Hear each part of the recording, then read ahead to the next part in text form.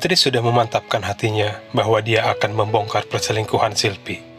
Fitri pun menghampiri Adi dengan perlahan. Fitri yakin seyakin-yakinnya bahwa keputusan ini adalah keputusan terbaik. Namun, saat Fitri akan memberitahu Adi, tiba-tiba terdengar suara nada dering dari handphone Adi. Adi mengangkat teleponnya. Terlihat wajah Adi panik, dan tak lama setelah menutup teleponnya, Adi pamit pada Fitri. "Pit, saya permisi pulang ya," ucap Adi. "Buru-buru sekali, Pak?" tanya Fitri. "Ibu saya sakit, Pit. Saya harus cepat bawa dia ke rumah sakit." Ternyata ibu Adi sedang sakit. Adi pun bergegas pergi. Baru saja Fitri akan membongkar kebusukan Silpi, namun Adi keburu pergi. Di perjalanan, Adi begitu cepat mengendarai mobilnya. Pikiran Adi begitu kacau saat mendengar ibunya terjatuh di kamar mandi. Setiba di rumah, Adi langsung membawa ibu ke rumah sakit. Adi tampak panik karena ibu tak sadarkan diri. Beberapa saat kemudian, Adi sampai di rumah dan ibu langsung dibawa ke IGD. "Semoga ibu baik-baik saja," ucap Adi berdoa dalam hati. Adi pun menginap di rumah sakit, ditemani ART-nya. Keesokan harinya, Adi memberitahu Fitri bahwa dia tak bisa masuk kantor karena ibunya sedang dirawat di rumah sakit. "Halo Fit, sepertinya saya tidak ke kantor hari ini. Kalau ada hal penting, kamu kasih tahu saya," ucap Adi. "Baik Pak. Lalu bagaimana keadaan ibu Bapak?" tanya Adi. "Ibu saya masih dirawat. Alhamdulillah, dia sudah siuman," jawab Adi. "Alhamdulillah, semoga ibu Bapak segera sehat kembali," ucap Fitri. "Amin. Terima kasih doanya, Fit," ucap Adi. Adi pun menutup teleponnya. Di lain tempat, Anita yang akan berangkat ke kafe, tiba-tiba ada Mike di depan rumahnya. "Mike, tumben kamu pagi kamu sudah di sini?" tanya Anita. "Aku kesini mau jemput kamu," jawab Mike. "Jemput? Ngapain? Aku kan bawa mobil sendiri," ucap Anita. "Berarti karena aku jemput, jadi kamu gak perlu bawa mobil," ucap Mike. "Ya deh iya, tapi pulangnya juga anterin ya," ucap Anita bercanda. "Siap Tuan Putri. Pangeran Mike siap mengantarkan Tuan Putri kemana saja," ucap Mike.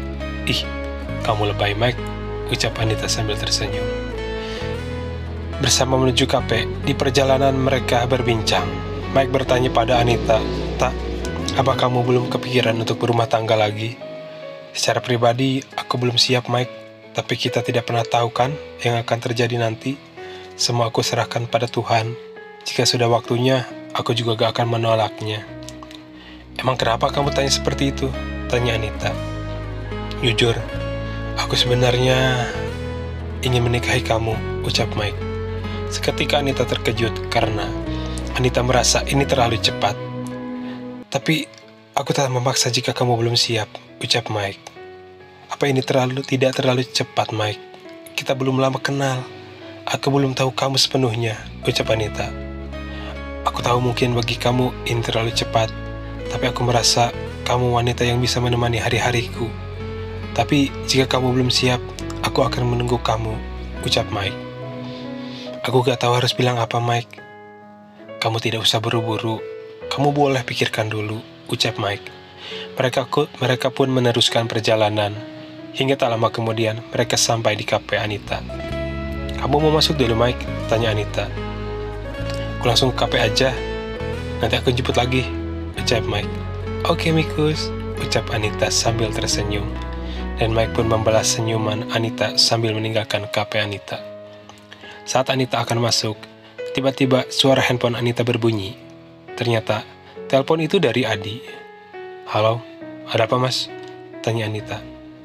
"Aku cuma mau kasih tahu kalau ibu sekarang sedang dirawat di rumah sakit," jawab Adi. "Ibu kenapa lagi?" tanya Anita. "Kemarin ibu terjatuh di kamar mandi, sempat tidak sadarkan diri, tapi sekarang ibu sudah siuman. Ibu minta aku telepon kamu.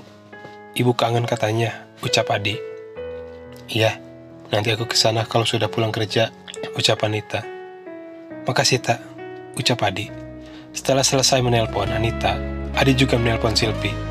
"Halo sayang, aku cuma mau kasih tahu kalau ibu sekarang sedang di rumah sakit," ucap Adi. Ibu kenapa mas? Tanya Silpi. Nanti aku ceritakan. Kamu kesini ya? Jawab Adi. Tapi nanti ibu marah-marah lagi kalau aku kesana. Gak apa-apa, nanti aku temenin kamu, ucap Adi. Baiklah, nanti aku kesana. Tapi sekarang aku mau perlu dulu, ucap Silpi. Bukannya segera pergi melihat ibu Adi, Silpi malah punya rencana untuk menemui Hakim. Mumpung Mas Adi gak ada di kantor, mending aku nemui Mas Hakim, ucap Silpi berbicara sendiri. Silpi pun bergegas pergi ke kantor Hakim. Selang beberapa waktu, Silpi pun tiba di kantor Hakim. Silpi langsung masuk ke ruang kerja Hakim. Namun, Fitri melihat Silpi yang masuk ke dalam ruang kerja Hakim. Bu Silpi kok kesini? Harusnya kan dia ke rumah sakit. Mana dia masuk ke dalam ruangan Pak Hakim? Wah, ini ada yang gak beres, ucap Fitri berbicara sendiri. Dan Silpi pun menyapa Hakim. Pagi mas, kamu ngapain lagi kesini? Nanti kalau Adi lihat, bisa kacau semuanya, ucap Hakim. Tenang mas, Mas Adi gak akan lihat aku. Dia kan lagi ada di rumah sakit, ucap Silpi. Rumah sakit? Siapa yang sakit? Tanya Adi. Tanya Hakim. Ibunya Mas Adi, jawab Silpi. Lalu kenapa kamu kesini? Bukannya temani mertua kamu, ucap Hakim. Aku kangen sama kamu mas. Lagi pula, kalau aku ke rumah sakit, yang ada ibu Mas Adi marah-marah, ucap Silpi. Mas, aku kangen. Aku mau kayak dipila lagi, ucap Silpi sambil mendekati Hakim. Kamu apa-apaan sih? Ucap Hakim mencoba melepaskan pelukan Silpi. Aku mau lagi mas, ucap Silpi, terus menggoda Hakim. Lama-kelamaan, akhirnya Hakim pun tergoda. Silpi pun mendekat dan duduk di pangkuan Hakim. Bibir merah Silpi mendekati bibir Hakim. Mereka pun berciuman penuh gairah. Silpi mencoba membuka kancing baju Hakim, namun Hakim menahannya. Jangan di sini, ini terlalu bahaya, ucap Hakim. Lalu di mana mas? Aku udah kangen banget sama kamu, ucap Silpi. Nanti saja, lebih baik kamu keluar dan pergi ke rumah sakit, ucap Hakim. Baiklah kalau begitu. Tapi kapan-kapan aku kesini lagi ya, ucap Silpi sambil mencium Hakim. Tak lama kemudian, Silpi keluar dari ruang kerja Hakim. Tapi Silpi melihat Fitri yang sedang memperhatikan Silpi. Silpi pun menghampiri Fitri. Apa kamu lihat-lihat? Jangan macam-macam, atau nyawa kamu dalam bahaya, ucap Silpi. Ibu kenapa keluar dari ruangan Pak Hakim? Tanya Fitri. Ini bukan urusan kamu. Kamu urus aja urusan kamu. Dan ingat, jangan sampai Mas Adi tahu soal ini. Atau kamu tahu kan akibatnya? Ucap Silpi mengancam Fitri. Fitri hanya terdiam, tak menjawab. Lalu Silpi pun pergi dari kantor Hakim. Hakim merasa dia sangat bergairah saat Silpi menggodanya. Gila nih cewek, agresif banget. Pantas Adi tergila-gila sama Silpi. Tapi lumayan juga sih dia, ucap Hakim yang mulai tergoda. Saat perjalanan pulang, Silpi begitu senang.